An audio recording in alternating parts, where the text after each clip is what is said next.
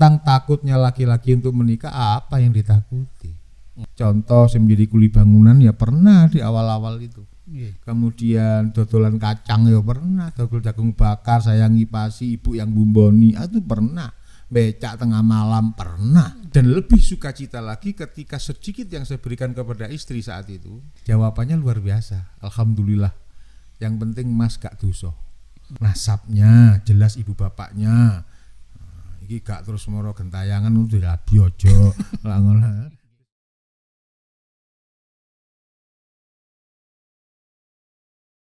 Assalamualaikum, jumpa lagi bersama New Malang Post Podcast. Bersama saya Buhari, wartawan New Malang Post. Malam ini kita bersama dengan Ustadz Anas. Kita akan bincang-bincang santai. Assalamualaikum Ustadz. Waalaikumsalam warahmatullahi wabarakatuh. Gimana kondisi, kabar Ustadz? Alhamdulillahirrabbilalamin, sehat walafiat, baik semua. Mudah-mudahan saudaraku yang ada di Malang Post juga demikian, sehat walafiat dalam ridha Allah Subhanahu wa taala. Alhamdulillah. Oke Ustadz, ini sekarang posisinya Ustadz sekarang lagi viral ini. Jadi kita ingin mengulik tentang Ustadz Anas yang dikenal sekarang sebagai penghulu viral sejuta nasihat, gitu ya Ustadz. Iya. Pemberian masyarakat. Ya boleh-boleh saja. Gimana Ustadz kondisinya sebelum kemarin-kemarin viral dengan sekarang ini gimana? Alhamdulillahirrabbilalamin, puji syukur kepada Allah Subhanahu wa taala. Mudah-mudahan kita semua tetap dalam lindungannya, sehat walafiat, dan selalu dalam kekuatan yang prima untuk bekerja dan beribadah berimbang. Sholawat salam untuk Nabi Muhammad SAW, cinta hati kita kepada beliau. Melalui banyak membaca sholawat dan mengerjakan sunnah menjadi lantaran sebab kita mendapatkan pertolongan dan syafaatnya. Alhamdulillah, sebagaimana yang telah kami rasakan, keviralan ini menurut saya bumbu pekerjaan saya. Bukan suatu yang harus lantas kemudian kami terlena, tidak, karena dari awal sebagai penghulu mempunyai tugas pokok dan tugas fungsi memberikan penyuluhan, pembinaan kepada masyarakat, calon manten, dan bahkan kepada kita sendiri. Alhamdulillah terus berjalan hingga sampai hari ini. Dengan sebutan viral sejuta nasihat pun kami juga tidak mengurangi semangat atau mengendorkan semangat, tetap bekerja sebagaimana mestinya sesuai dengan perintah Menteri Agama untuk memberikan penyuluhan dan pembinaan kepada masyarakat, terutama dalam hal keluarga. Kalau sekarang gimana Ustadz ini ngatur waktunya antara tugas sebagai penghulu dengan sekarang ini kayaknya undangan sebagai bintang tamu Ustaz? Iya, ya di situ ada perbedaan memang. Yang biasanya kami harus menata waktu dari sejak pada subuh untuk taklim, untuk bekerja, untuk taklim lagi, bekerja lagi, karena sekarang taklim dalam kondisi yang belum berjalan lancar seperti sebelum COVID-19. Alhamdulillah kami bisa melayani saudara-saudara kami dari para wartawan, media cetak maupun elektronik untuk kami sampaikan. Ini semua adalah bentuk, salah satu bentuk, mudah-mudahan apa yang saya sampaikan tidak keliru, yakni salah satu obat PPKM darurat yang ada dalam TikTok, IG, YouTube, dan semuanya. Di sana ada ilmu, di sana pula ada hiburan dari cara yang saya sampaikan. Alhamdulillah. Ustadz sebagai profesi sebagai penghulunya sendiri, selama ini gimana Ustadz? Suka dukanya sampai sekarang ternyata istilahnya kalau bisa kita sampaikan memetik buahnya hingga viral gini Ustadz. Suka dukanya Ustadz? Kami tidak pernah merasa akan menjadi viral. Karena saya ingin seperti ibadah kita sholat ya sungguhan sholat, ngaji sungguhan ngaji. Sekarang menjadi penghulu ya sungguhan penghulu. Toh saya sendiri sebenarnya tidak pernah bercita-cita menjadi penghulu, tidak pernah. Sekolah kami sejak kecil belum balik sudah masuk pesantren, hingga sampai umur lulus aliyah saya sampaikan kepada ibu saat itu, Bu saya ingin kuliah. Ibu menjawab, aku kepingin sampai jadi penghulu. Saya hanya berpikir-pikir dari penghulu berarti sekolahnya syariah. Dan di Malang tahun 90 belum ada perguruan tinggi dengan fakultas syariah, yang negeri belum ada. Saya jawab, di Malang belum ada perguruan tinggi jurusan syariah yang negeri, adanya di Surabaya. Karena sejak kecil kita sudah nyantri, ibu menjawab, gak usah wis le, adoh-adoh maneh nggo ibu. Akhirnya wis di IAIN Malang jurusan apa gitu. Akhirnya saya pilih jurusan bahasa Arab di IAIN Sunan Ampel Malang sampai lulus. Dan terus berjalan karena saya senang dengan mengajar, dengan menjadi guru itu saya senang. Maka pendidikan S2 pun di Kanjuruhan Malang juga saya tempuh di sana, selesai S2 saya, dan kemudian saya lanjutkan lagi di S3 dengan bidang program doktoral pendidikan Islam multikultural Unisma. Alhamdulillah saya terima kasih kepada semua pihak yang banyak memberikan dukungan kepada saya untuk menuntut ilmu, terutama keluarga. Dan takdir Allah, meskipun sekolah kami ada pada pendidikan,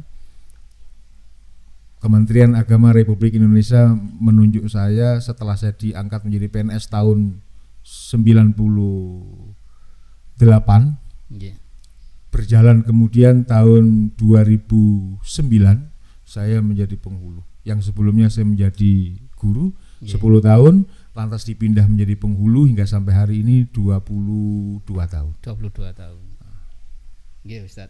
Terkait dengan ini Ustaz, materi hal-hal yang disampaikan saat sebagai penghulu sehingga viral itu sebenarnya isinya itu disiapkan sebelumnya atau spontan begitu Ustaz?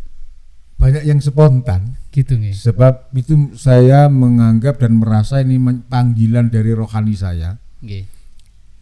Dalam tugas seorang guru misalnya saat menjadi guru, saya kepingin murid-murid saya ilmunya manfaat, pintar, dan kemudian dalam dirinya maupun keluarganya betul-betul bermanfaat. Ketika saya menjadi penghulu sama tujuannya. Ketika saya berhadapan dengan calon manten, hati saya berdoa. Saya berdoa mudah-mudahan anak-anakku ini atau yang mereka saya anggap muridku, mereka juga saya anggap seperti mantu. Mudah-mudahan hidupnya bahagia. Sehingga saya berikan pesan-pesan moral, ilmu-ilmu tentang pernikahan dan keluarga. Itu spontan-spontan saja, yang ringan-ringan saja. Siap. Oke Ustadz, ini mungkin terkait dengan isi pesan yang ingin disampaikan Ustadz terkait dengan pernikahan. Ini kan banyak laki-laki yang nggak berani menikah Ustadz. Mungkin karena belum siap atau gimana. Mungkin ada tipsnya Ustadz. Begitu ya. Begini, hukum nikah itu ada 5. Hukum awal nikah itu hukumnya mubah, boleh menikah awal. Tapi lama kelamaan menjadi berupa wajib. Untuk siapa? Untuk mereka yang sudah mapan dalam urusan ekonomi, cukup dalam usia, dan insya Allah terlengkapi pula dengan pendidikan, maka dia menjadi wajib untuk menikah. Adapun kesanggupan kemampuan yang sudah cukup dari Allah berikan lantas tidak digunakan untuk menikah, maka menjadi makruh. Sudah kaya, sudah mampu dan lain-lain, terus urusan dunia saja gitu. Itu tidak boleh. Kemudian ada pula yang hukum nikah itu sunnah. Cukup usianya, cukup materinya, cukup pendidikannya, maka menjadi sunnah untuk menikah. Tapi ada yang haram. Haram itu adalah mencoba-coba, memilih calon istri coba-coba. Sing keriting ya opo, sing rambutnya dawa ya piye. Nah, dicoba-coba, maka hukumnya menjadi haram. Tentang takutnya laki-laki untuk menikah, apa yang ditakuti? Mungkin karena belum punya rumah, belum punya mobil gitu. Bicara seperti itu, insya Allah saya contohnya. Dulu itu saya menikah, dibilang punya apa-apa enggak ya, tetap saya punya iman yang nomor 1. Mengikuti perintah Allah untuk menikah dan mengikuti Rasulullah menjalankannya. Saya upaya dengan banyak yang saya lakukan. Contoh, saya menjadi kuli bangunan ya pernah di awal-awal itu. Kemudian dodolan kacang ya pernah, dodol jagung bakar saya ngipasi, ibu yang bumboni itu pernah, becak tengah malam pernah. Dan itu saya lakukan dengan sukacita, dan lebih sukacita lagi ketika sedikit yang saya berikan kepada istri saat itu, Nggih. seminggu 17.000, itu kan kurang dari cukup. Nggih. Tapi jawaban istri istimewa. Ketika kita berikan ini dek, Mek Didik, jawabannya luar biasa. Alhamdulillah. Yang penting mas gak dosa. Nggih, Sebab Rasulullah memerintahkan laki-laki suami untuk memberi nafkah dengan tidak menyebut jumlah. Dari nerimannya istri ini menjadikan semangat suami untuk kerja keras, nggih, nggih. semakin mencari lebih giat, bukan sebaliknya. Dalam tanda petik pikiran saat itu bojoku apik, maka saya pun juga harus berbuat yang apik. Begitu. Nah, maka Rasulullah juga berpesan toh, memang carilah istri itu yang cantik, nomor 1, nomor 2 nasabnya jelas, ibu bapaknya. Iki gak terus moro gentayangan untuk rabi ojo.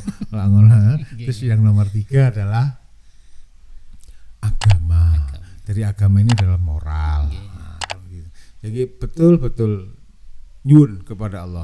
Maka berbeda mencari istri atau suami zaman dahulu. Kalau cerita orang-orang dulu itu pakai tirakat dulu, puasa wirid begitu. Alhamdulillah dulu saya lakukan sebelum saya menikah. Saya pun mendekat kepada beberapa kiai untuk nyantri lagi, untuk melek-melek dan melekan wirid lagi dalam rangka menjelang pernikahan. Harapannya mudah-mudahan Allah memberikan pertolongan dalam perjalanan keluarga, dan saya merasa pertolongan Allah luar biasa dalam keluarga kami. Alhamdulillah. Pesan kami kepada anak-anakku yang belum menikah, jangan hura-hura, jangan suka-suka, jangan kegedean khayalan. Penting rapi ya, biasanya sugih ngono iku jeneng kegedean khayalan. Ndak bisa orang sugih dengan khayalan, ndak bisa. Orang warak tanpa makan ndak bisa. Hanya mek ndonga tok, ya Allah warak ya Allah tanpa makan, ndak bisa.